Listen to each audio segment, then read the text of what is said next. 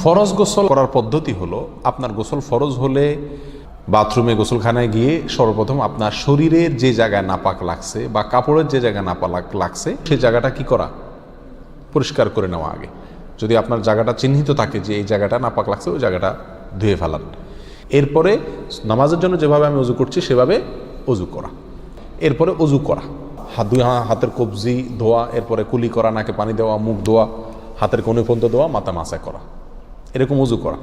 অজু করার পরে এবার আপনি গোসল করেন। সেটা শাওয়ার দিয়ে আপনি মাথার উপরে পানি ঢেলে হোক আর আপনার মগ দিয়া হোক, যেভাবে হোক আপনি গোসল করেন। গোসল করা শেষ হয়ে গেলে, গোসল করে যখন বের হয়ে যাবেন, তখন যাওয়ার আগ দিয়া ওই যে পাও ধোয়া বাকি আছে হুজুর, যাওয়ার আগ দিয়া পায়ের ওখানে পানি ঢেলে টাকনো পর্যন্ত পাও ধুয়ে ফেললেন, বাস গোসল হয়ে গেল।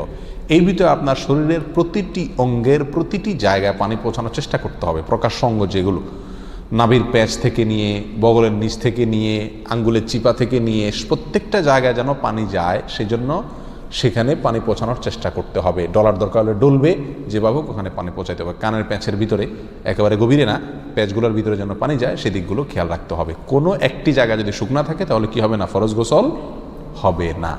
অতএব পরিপূর্ণ শরীর যাতে ধোয়া হয় সেদিকটা খেয়াল রাখতে হবে। নেল পালিশ ইত্যাদি বা কোনো রং টং ইত্যাদির কারণে যদি কোনো আবরণ থাকে শরীরের উপরে, তাহলে সেগুলো সরা নিতে হবে, তা না হলে কি হবে না, ফরজ গোসল আদায় হবে না। কথা, প্রথমে শরীর এবং কাপড় থেকে নাপাকগুলো ধুয়ে নেব, এরপরে অজু করব পূর্ণাঙ্গভাবে, পাও ধোয়া বাদে, এরপরে গোসল করব। আর বের হওয়ার সময় দোনো পাও টাকনো পর্যন্ত ধুয়ে তারপর বের হয়ে যাব। এই গোসলের সাথে আমার অজু হয়ে গেল। এই গোসলের পরে আর কি করার দরকার নাই, অজু করার দরকার নাই। অনেকে গোসলের পরে অজু করেন, এটা কোনো প্রয়োজন নাই।